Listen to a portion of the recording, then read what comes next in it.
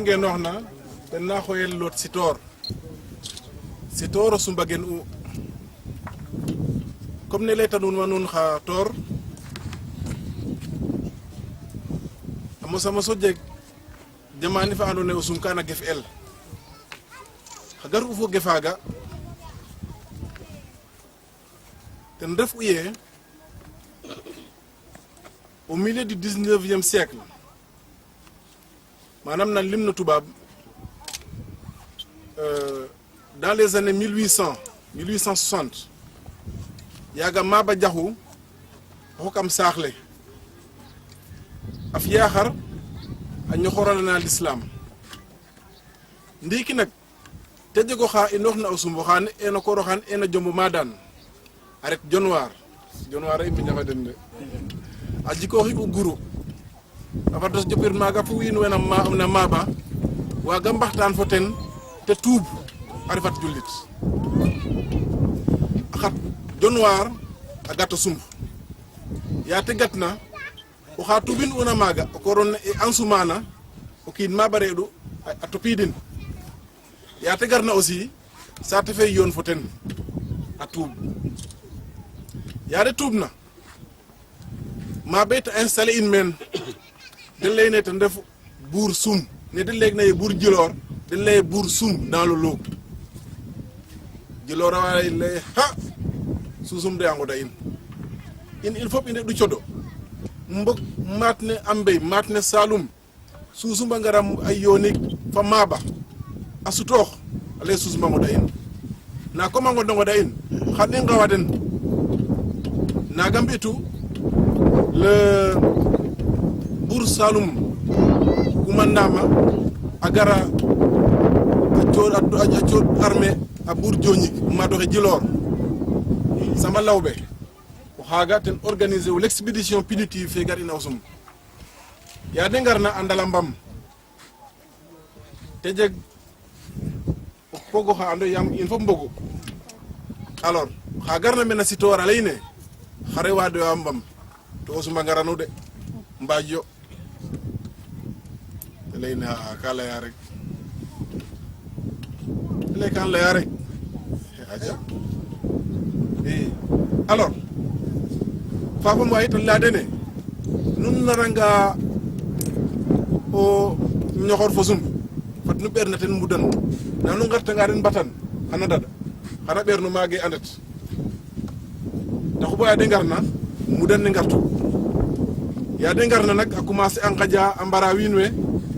wena saate fe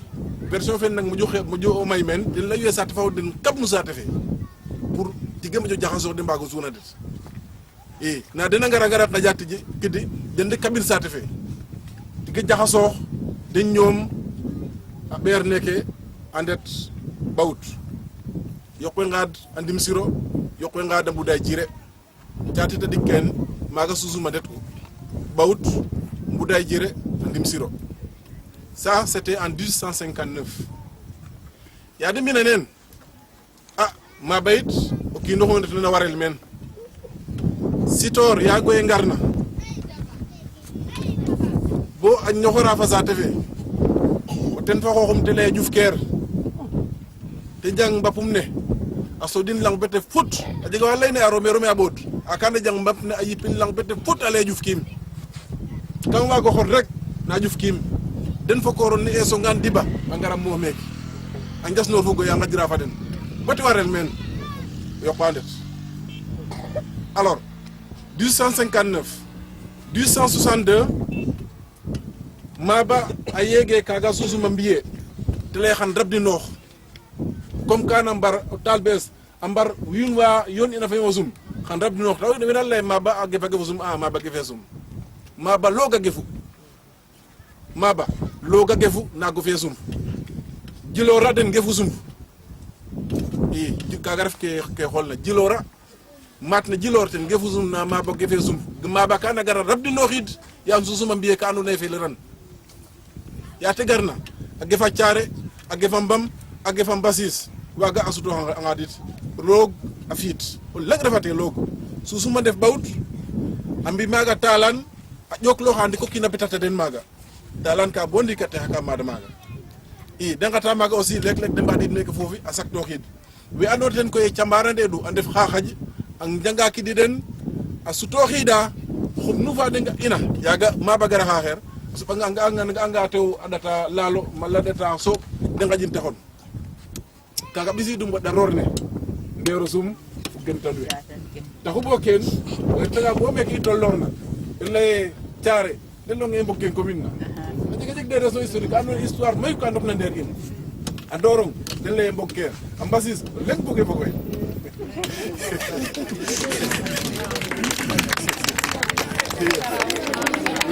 ken a jeg ka andoona yee a ngadanga ba xew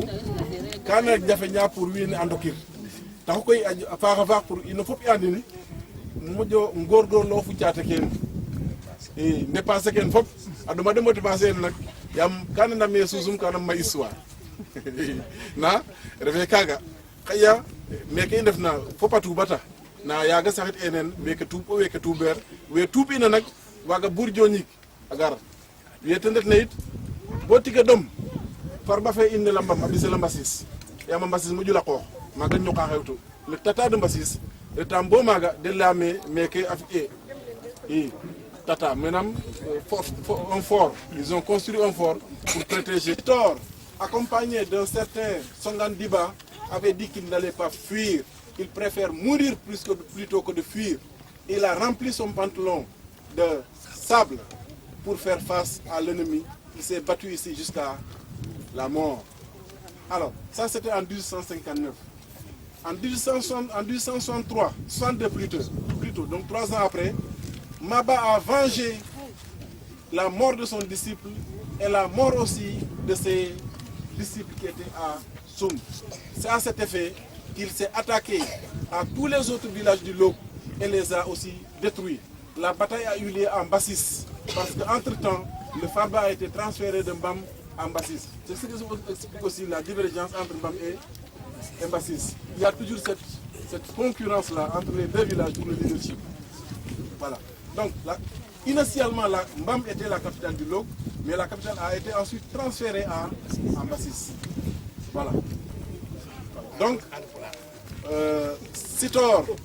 et Songan Diba sont morts ici. Mais on ne peut pas dire qu'il s'agit d'un tombeau, parce que le contexte apparemment ne s'y prêtait pas. Peut-être des recherches archéologiques pourraient permettre de confirmer ou d'infirmer qu'ils ont été enterrés ici. Mais dans un contexte de guerre, où la population a fui, où le village est incendié, la tombe sérère qui consistait à mettre le toit, ou bien la chaume de la case du défunt ici et puis enterrer tout, je pense que le contexte ne s'y prêtait pas. Mais Lamta qui garde fa log ten def xar log a xoxatana a loga ten def ma xoxna ma andoona yee waaga naan tig kaaga refna a looga o retanga no o ndal a jega na pis ake sikteel bo tam nu ɓeerona oxe o dalta xano xawin kaaga na xooyele a looga i kaaga na xooyele a looga i ten refe a looga faaga ten laltuye meke a xooxa xoox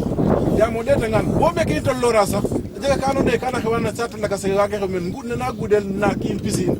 danaka jafeñ meke jegiro ma ɓeerona kaaga taxu